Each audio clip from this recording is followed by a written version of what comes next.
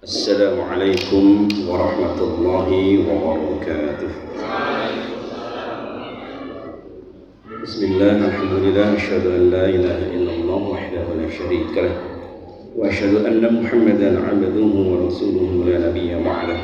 Allahumma shalli 'ala Muhammad wa 'ala ali Muhammad amma ba'd. Bapak Ibu jamaah kajian tahsinul Quran atau tahsin qiraatul Quran Masjid Al-Ikhlas Bandung Muhammadiyah Pasilatan, yang mudah-mudahan semuanya mendapatkan rahmat hidayah taufik keselamatan dan perlindungan dari Allah Subhanahu wa taala. Alhamdulillah kita pada kesempatan malam ini bisa dipertemukan kembali setelah ada kurang lebih 3 bulan. Nah, kita terakhir tanggal 9 bulan Maret kita kajian Tahsinul Quran, dan kita sudah mempelajari 2 irama ras, irama hijaz. Irama hijaz sampai pada surah Al-Kafirun. Waktu itu bulan Maret tanggal 9 surat Al-Lahab, An-Nasr dan Al-Kafirun. Salawat dan salam tetap terlimpahkan kepada Nabi Muhammad Sallallahu Alaihi Wasallam, dan mudah-mudahan sampai pada kita semuanya.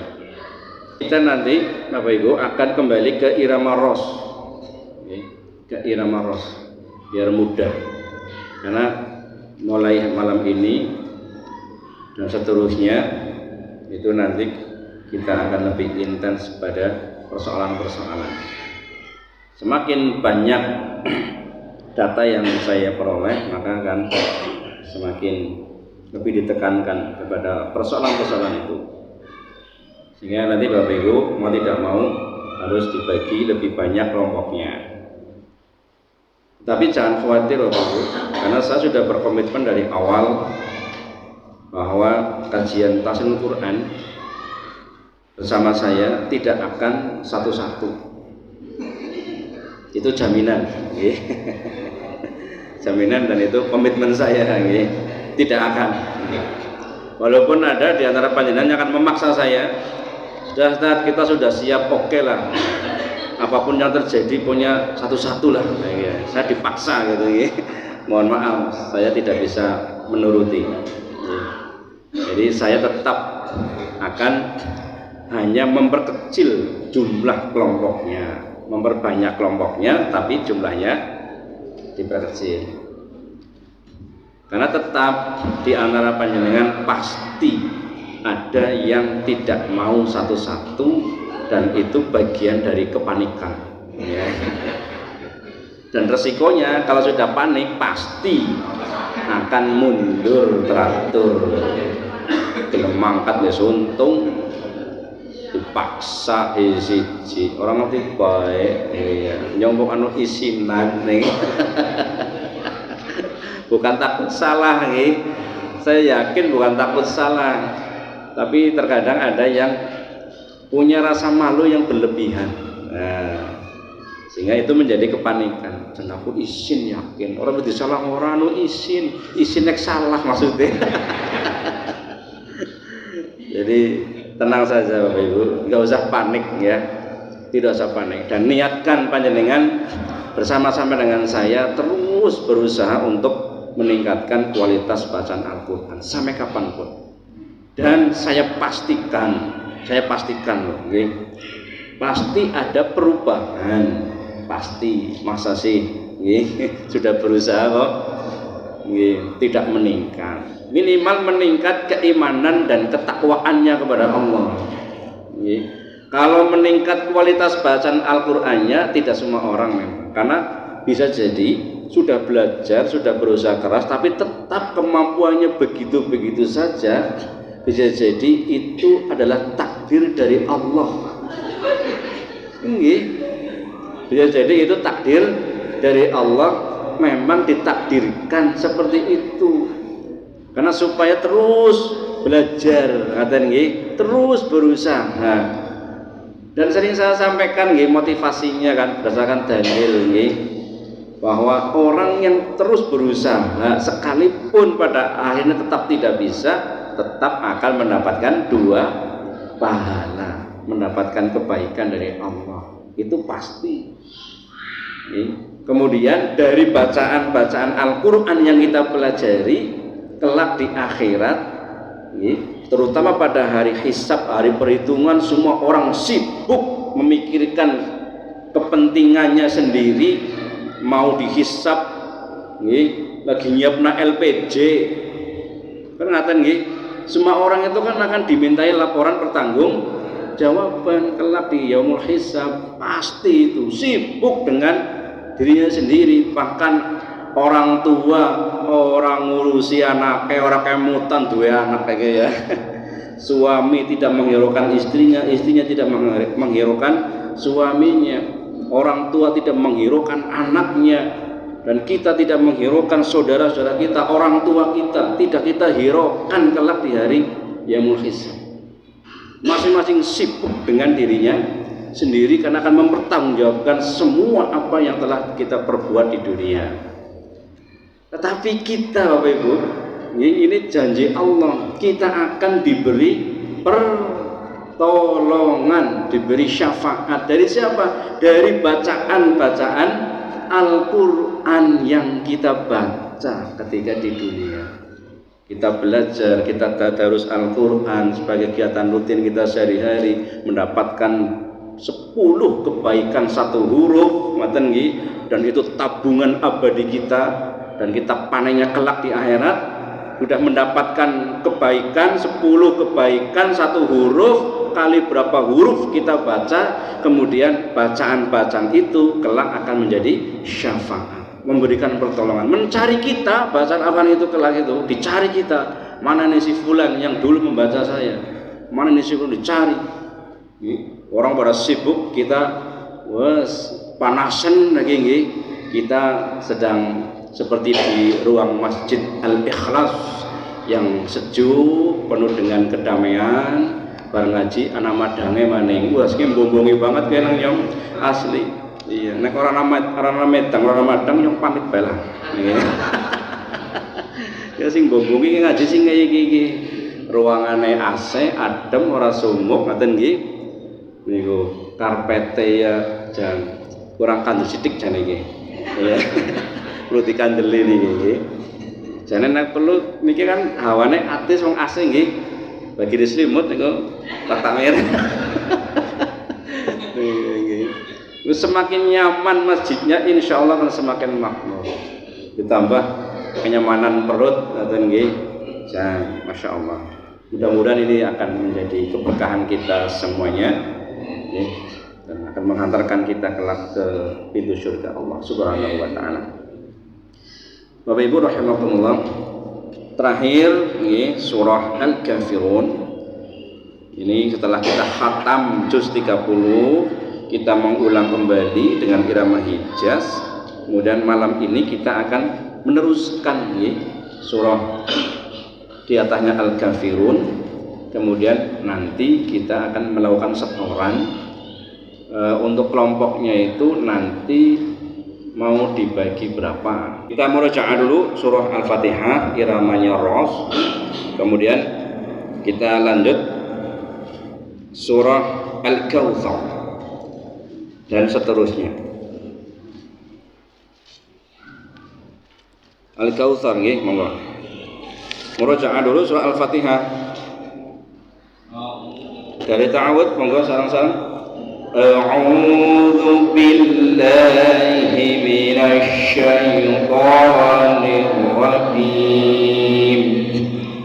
Bismillahirrahmanirrahim. Alhamdulillahi rabbil alamin. Ar-Rahmanir Rahim. Maliki yaumiddin. Iyyaka na'budu wa iyyaka nasta'in. اهدنا الصراط المستقيم صراط الذين أنعمت عليهم غير المغضوب عليهم ولا الضالين.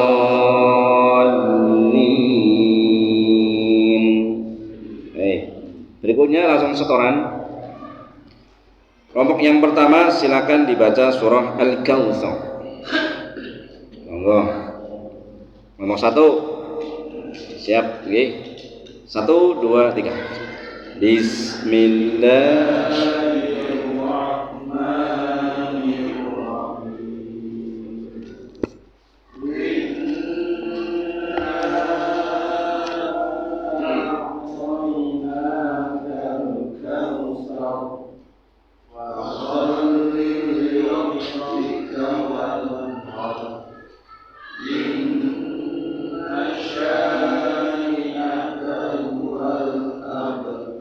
Sambung kelompok 2 silakan dan seterusnya.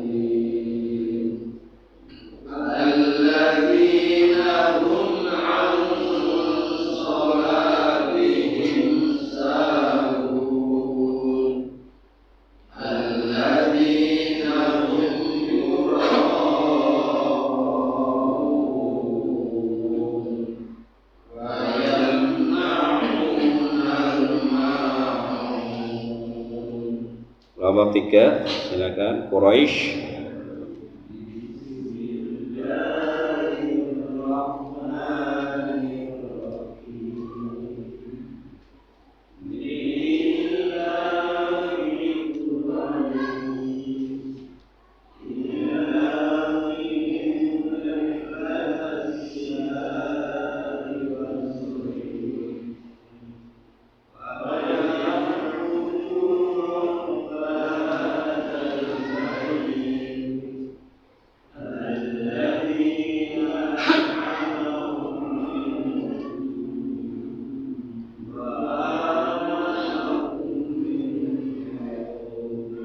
Kelompok 4 silakan Al-Fil.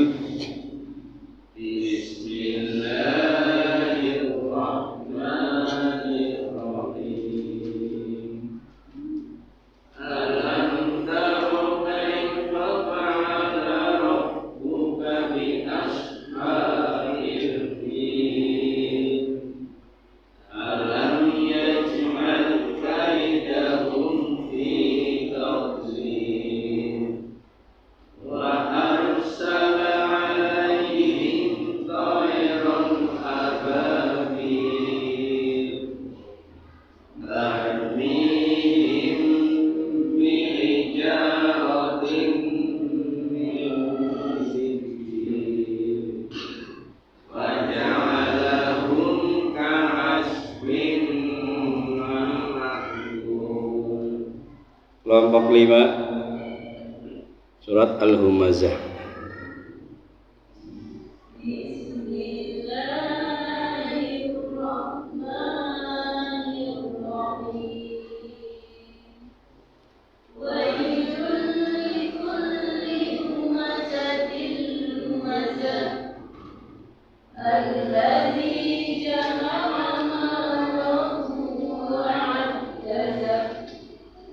يحسب أن ماله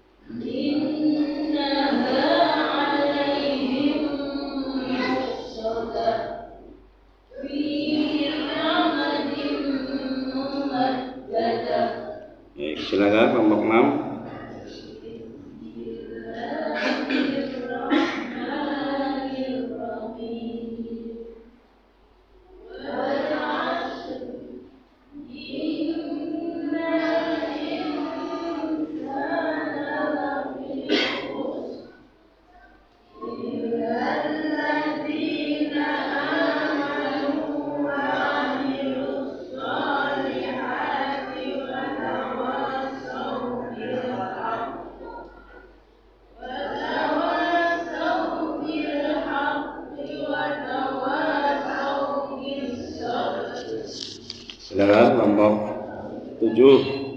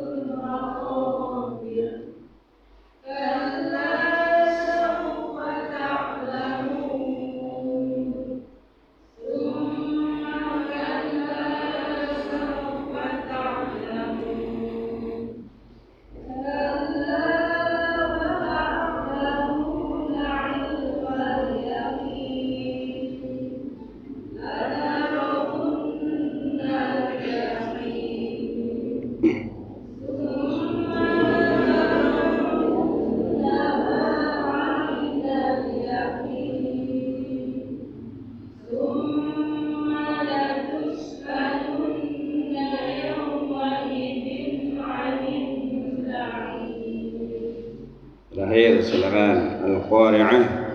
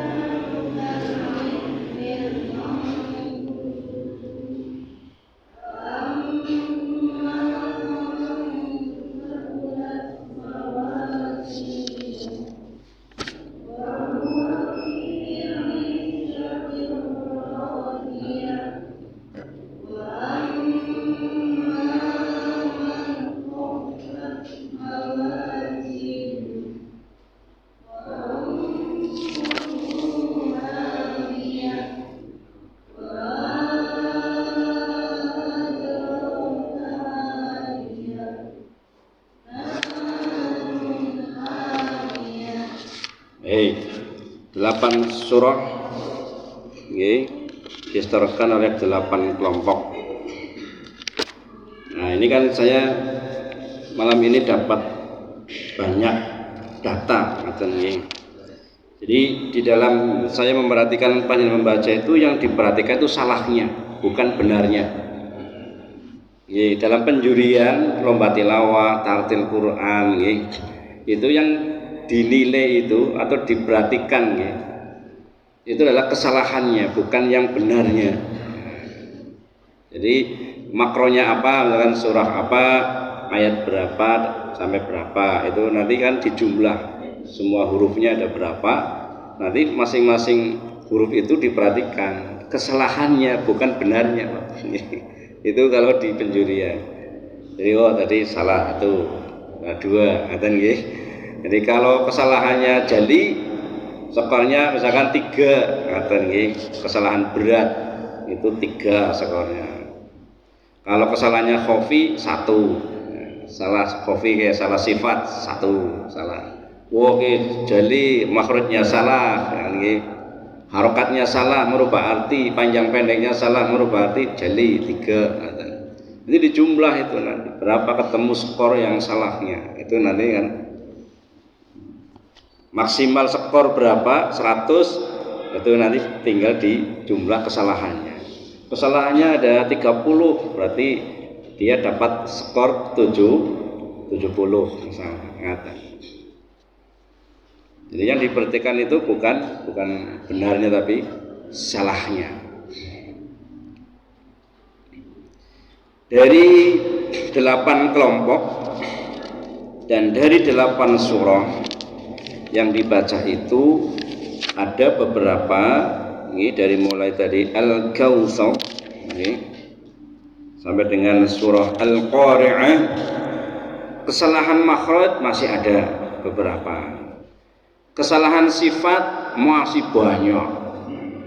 Ya, kalau makhraj sedikit tidak banyak kalau makhraj, karena kebetulan dialek kita kan sama beberapa itu sama dengan Al-Qur'an, seperti huruf huruf ba kan sama dengan b, huruf ta sama dengan huruf t, kan ngaten.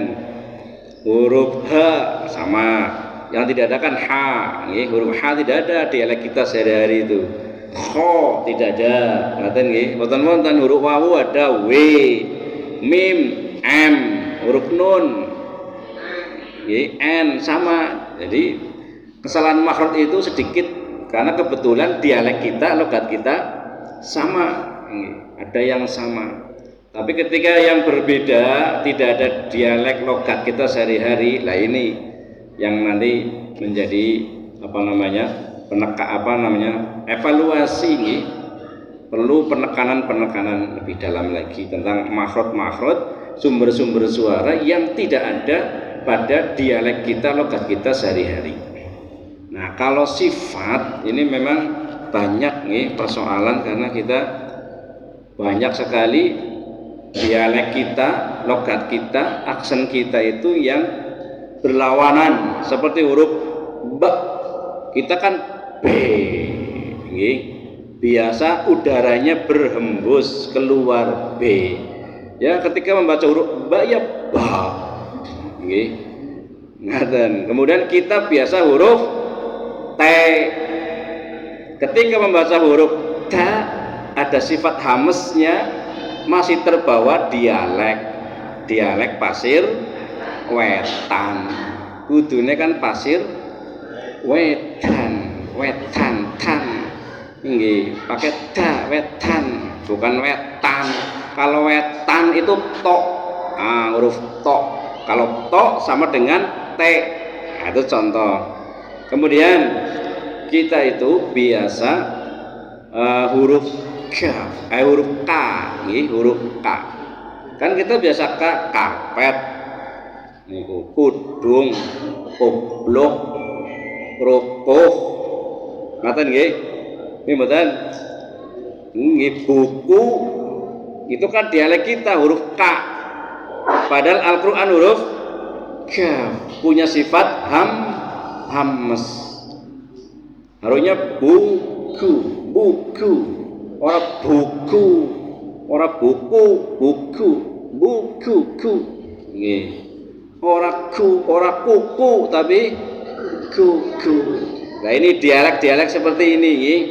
Aksen-aksen kita sehari-hari itu harus disesuaikan, nggih.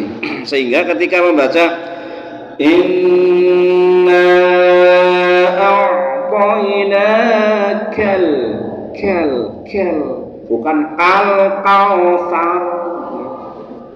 Iya, tadi huruf ta itu masih ada yang sin, kausar, nggih.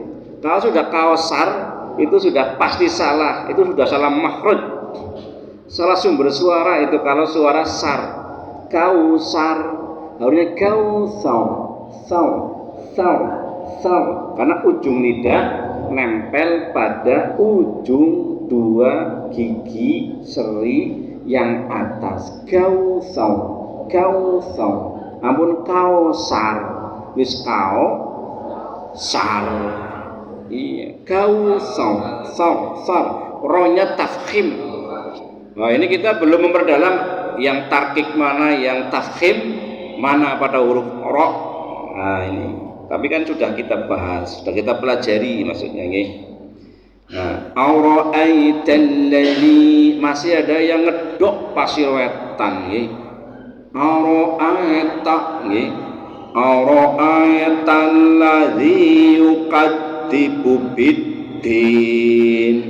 Kuwi ngedok pasir wetan nggih. Aura'aita nggih.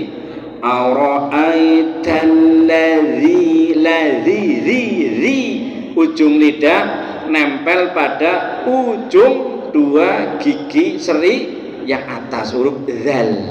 Aura'aital ladzi, nah itu suaranya ke z, ladzi. Kalau masih ada suara ladzi itu berarti belum tepat.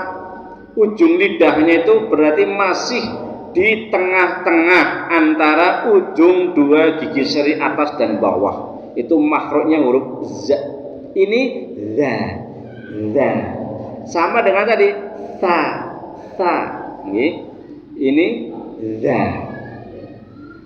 Oke, kalau sa itu hamas, udaranya berembus sa. Kalau zal itu jahar, udaranya tertahan, sehingga beda suaranya.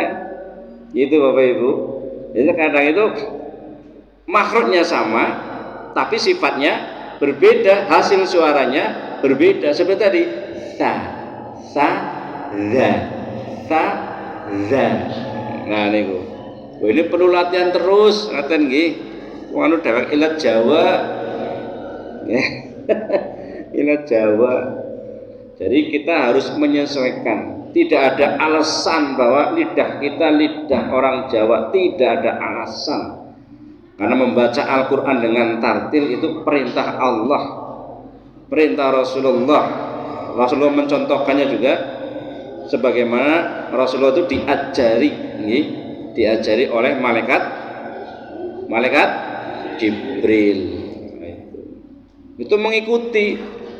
Nah ternyata irama itu lagu langgam makomat atau nagom yang dipakai oleh Rasulullah itu, yang sekarang kemudian dikasih nama macam-macam nih, Hijaz, Ras, Jiharka, Nahawan, Sikkah, Bayati, ngaten nggih. Banyak nggih. Itu dipengaruhi oleh apa? Oleh budaya orang Arab. Budaya orang Arab itu biasa membaca syair, mereka membuat syair, kemudian dibacanya itu dengan irama, dengan lagu, dengan nagom, dengan makomat, dengan langgam. Itu bacaan Al-Qur'an itu dipengaruhi oleh budaya orang Arab yang biasa mendendangkan atau melagukan. Gitu. Dan irama yang dipakai Rasulullah itu irama yang merdu. Tapi iramanya apa sampai hari ini belum diketahui. Kategori irama apa gitu. Yang jelas Rasulullah itu ketika membaca Al-Qur'an itu enak didengar. Suaranya, iramanya itu enak didengar. Tidak seperti suara orang menabur pasir. Rasulullah itu menyampaikan jangan membaca Al-Qur'an sebagaimana orang itu menabur pasir. Bahasanya ini suaranya kemeratak kayak berbodol makanya kayaknya. Jadi suara yang merdu sebagaimana keluarga Daud. Keluarga Nabi Daud itu diberi keistimewaan oleh Allah, itu suaranya bagus-bagus bagaimana suara seruling ya, gitu.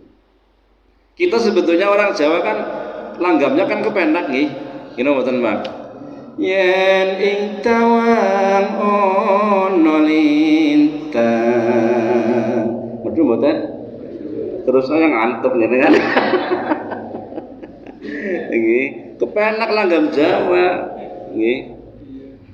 Tapi tidak boleh langgam Jawa dibawa di dalam membaca Al-Qur'an. Nanti bacaan Al-Qur'annya menjadi kacau. Artinya jauh dari sanadnya, dari sumbernya sana. Irama ras itu irama yang kalau betul-betul dinikmati panjenengan betul-betul bisa menikmati minimal untuk diri sendiri.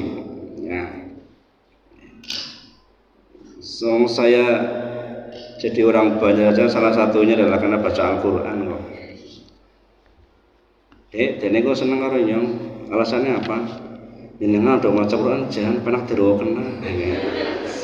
Manjes tekan maring ati. Kok sing seneng nyong sing apes iki. Oleh katon. Jadi wong pasir katan berarti lawaring banjar. Katon. Baik. Kemudian Bapak Ibu, tadi hukum bacaan juga masih banyak ini. Bukan sedikit hukum bacaan yang masih melakukan kesalahan. Masih banyak ini. Ini PR. Pokoknya ini terus akan menjadi PR buat kita untuk selalu memperbaiki. Terutama pada hukum-hukum bacaan yang menahan. Di mana-mana ini, di mana-mana kasusnya itu yang menahan ini yang masih harus terus ditingkatkan. Misalkan bacaan tasydid, misalkan huruf-huruf yang harokatnya tasydid. Bapak Ibu masih ingat harokat tasydid itu yang kayak huruf W itu asalnya dari huruf apa itu? Masih ingat apa enggak? Masa kelalenan? Iki jan biasa ada mendoan sih ya.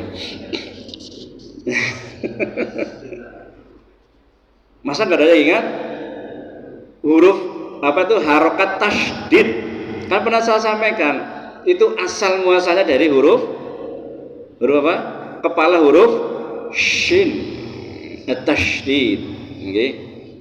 Itu huruf shin, itu kepala huruf shin. Itu dipinjam untuk harokat tasydid. Kepala huruf shin. Nah, itu kan kalau ada huruf harokatnya tasydid, kalau pada mushaf Al-Qur'an cetakan Indonesia, nggih panjenengan ngasto niku mushaf cetakan napa niku? Mboten, berarti khotnya ya. Khotnya loh, Pak. Ini bukan mushaf Al-Qur'annya, bukan penerbitnya ya. Kalau penerbitnya sih wis genah penerbitan Indonesia. Ingkang Madinah wonten mboten? Niki lah nika wonten niki ingkang Madinah. Cobi kalau niku ngambil setunggal. Nggih lah niku Madinah kalingan setunggale ingkang dibagi-bagi niki. Ngapunten nggih. Nah, ini Madinah ini. Madinah pasti berbeda dengan mushaf yang dipegang oleh panjenengan. Khotnya pasti beda, enggak mungkin sama. Nggih.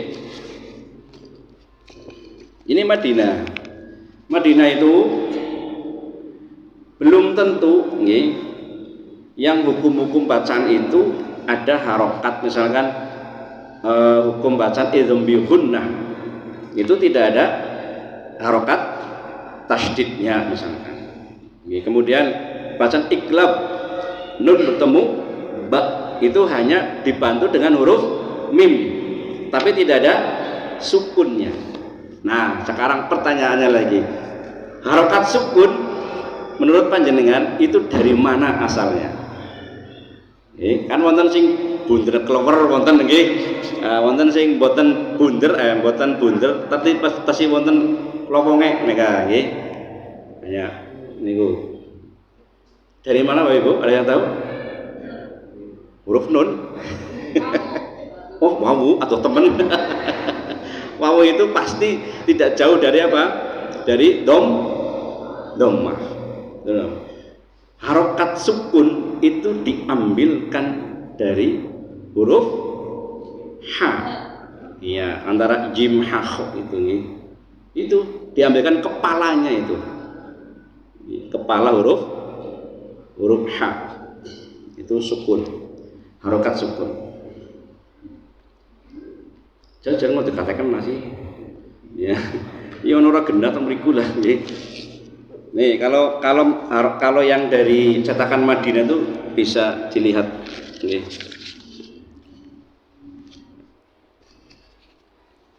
Jadi hati-hati sekali Bapak Ibu. Hati-hati sekali ketika panjenengan membaca Al-Qur'an menggunakan mushaf Al-Qur'an yang cetakan Madinah dan Timur Tengah kebanyakan. Timur Tengah dengan Madinah, Mekah itu ada yang berbeda. Artinya kebanyakan orang Timur Tengah ketika menulis Al-Qur'an itu khotnya itu juga masih berbeda dari mushaf Al-Qur'an yang diterbitkan oleh percetakan Al-Qur'an Madinah. Itu ada perbedaan juga. Tapi karena sama-sama di Timur Tengah sana ya tidak jauh berbeda. Tapi kalau Indonesia itu bedanya jauh. Banyak yang berbeda.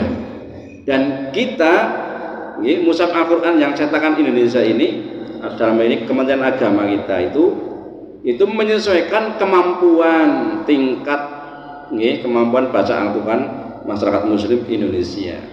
Yang diikuti itu adalah khot India atau Pakistan. Itu diikuti. Artinya kiblatnya itu yang dipakai oleh orang-orang muslim India atau Pakistan. Banyak harokatnya, banyak harokat. Sehingga kalau yang belum mahir betul, apalagi awam bahasa Arab, hindari baca Al-Qur'an mushaf cetakan Madinah. Hindari Bapak Ibu. Tetapi kalau untuk panjenengan supaya belajar, ingin tahu, ketika tidak tahu, wah ini ditanyakan. Saya sering banget ada satu orang asalnya dari Sumpyuh sana, dia guru agama, sering sekali menanyakan bacaan-bacaan yang dia tidak paham. Nanti terus difoto, terus ditandai, ini maksudnya apa, ini bacaan ini bagaimana gitu ya, namanya apa begitu, yang dia tidak tahu pasti ditanyakan. Menurut saya jadi nanti panjenengan akan lebih banyak mendapatkan informasi karena ketidaktahuan dari apa yang dibaca. Termasuk begini Bapak Ibu, akan sangat membingungkan sekali orang yang tidak tahu bahasa Arab membaca mushaf Al-Quran cetakan Madinah, bacaan mad yang kemudian tidak berbentuk huruf atau rasem ya, rasem itu bentuk huruf aslinya. Misalkan bihi itu ditulisnya, contoh ya, harokat fathah kasrohnya itu tidak berdiri, tapi nyamping. Kalau kita mesti bacanya pendek kan, Kalau mushaf Indonesia itu bihi itu kan mat apa? Mat silah. Kemudian kalau di depan huruf H, kalau cetakan Madinah itu tidak di kasrohnya itu berdiri, tapi di depannya dikasih apa? Huruf ya. Huruf ya tidak berharokat dan tidak sempurna bentuk huruf ya. Ini di sini ada contohnya nih, bihi. Hanya ditulis kepalanya saja, kepala huruf ya. Wah ini kalau yang tidak paham bahasa Arab kacau Pak. Isinya apa? Cacing apa ya? Tinggi. Itu hati-hati sekali karena pasti akan melakukan kesalahan. Nah itu kalau kesalahannya berat, kesalahannya jadi merusak makna Al-Quran, kita mendapatkan dosa. Gitu Pak. Itu resikonya begitu kalau kita tidak tahu. Nah pentingnya kita belajar tahsinul Quran, itu nanti kita sedikit-sedikit akan ke sana. Nah sehingga selama ini panjenengan itu kan belajar tahsinul Quran dengan saya menggunakan satu buku, ini metode Malsuro, metode yang lebih kepada kepada praktek, Jadi di sini pengetahuannya itu semua pengetahuannya ke praktek, tidak hanya sebatas pengetahuan teoritis, tetapi kepada praktek. Nah, panjenengan sebetulnya Bapak Ibu sudah menguasai beberapa pengetahuan dan praktek, dari mulai panjenengan itu belajar makhraj, sifat, kemudian panjenengan sudah belajar pengaruh-pengaruh dialek kedaerahan sudah, dan sering saya sampaikan. Kemudian hukum-hukum ilmu tajwid, idhom bihuna, kemudian prakteknya sudah. Setiap kali ketemu ketika kita murojaah membaca juga di surah-surah ini kita sudah membahasnya. Ikhwa, iklab, kemudian ikhwa itu kan ada ikhwa hakiki, ada ikhwa syafawi. Nah, kemudian ada idgham selain bihunna haribain mutajalisain. Kita sering ketemu itu kan, idgham. Kalau yang mutakariban mutajalisain kan jarang, jarang ketemu. Yang idgham bihunna bila hunna ngaten, idgham mimmi itu mutamathilain atau mithlain, kita sering. Kemudian hukum bacaan mad ini sering kali, mad tobingi jelas itu. Setiap surah itu pasti ada hukum bacaan mad tobingi, mad asli. Dan ada mad wajib muttazil, mad jaiz, munfasil. Yang kita membacanya sama, baik mad wajib, mad jaiz itu yang tergabung pada mad far'i. Kemudian mad yang lain termasuk panjenengan juga masih mad muddan. Kelalenan sih. Ketemu maning bingung maning apa sih ya, kelalen kan jenenge mad, padahal sudah disampaikan semua itu bacaan mad, tapi ya tesi anak mad sing urung mudeng ya mad matmud. Okay. Ini yang harus terus belajar ini Bapak Ibu, sehingga belajar tafsir Quran betul-betul jangan sampai ada yang namanya kebosanan. Termasuk saya yang sedikit pengetahuan, masih fakir, tetap bismillah, semangat. Walaupun saya kadang grogi juga ketika di tengah-tengah majelis taklim dan ada yang saya nilai itu, wah ini sepertinya pakar ya.